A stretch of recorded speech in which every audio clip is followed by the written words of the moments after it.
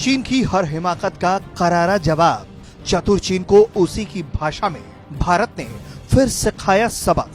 हाल ही में लद्दाख और उत्तरी सिक्किम में भारतीय और चीनी सेना के बीच झड़प के बाद अब लाइन ऑफ एक्चुअल कंट्रोल पर तनातनी दोनों देशों के बीच बढ़ रही है, जिसके बाद चीन के मिलिट्री हेलीकॉप्टरों ने भारतीय सीमा के करीब उड़ान भरी थी, जिसके जवाब में भारतीय वायुसेना के लड़ाकू विमानों ने भी सीमा पर हवाई क्षेत्र में गश्ती की।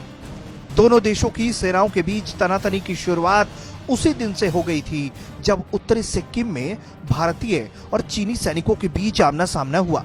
इस दौरान भारतीय और चीनी सेना के जवान आक्रामक हो गए थे, जिसमें दोनों पक्षों के कुछ लोगों को मामूली चोटें आई थी।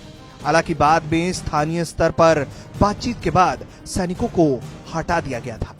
भारत और चीनी सेना के बीच केवल उत्तरी सिक्किम में ही नहीं बल्कि 5 मई को लद्दाख में भी झड़प हुई थी। भारत और चीन की सेना के जवान लद्दाख में भी एक दूसरे से भिड़ गए थे। 6 मई को दोनों सेनाओं के बीच विवाद सुलझ गया।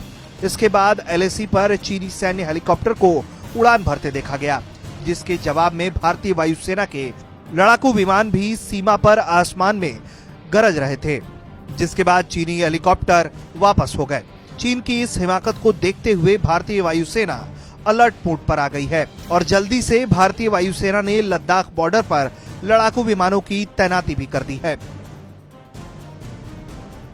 हालांकि उड़ान के दौरान चीनी हेलीकॉप्टरों ने भारतीय वायु क्षेत्र में प्रवेश नहीं किया था, जिसका भारतीय वायुसेना के विमानों ने भी खास ख्याल रखा और अपने ही वायु क्षेत्र में सीमित उड़ान भरी।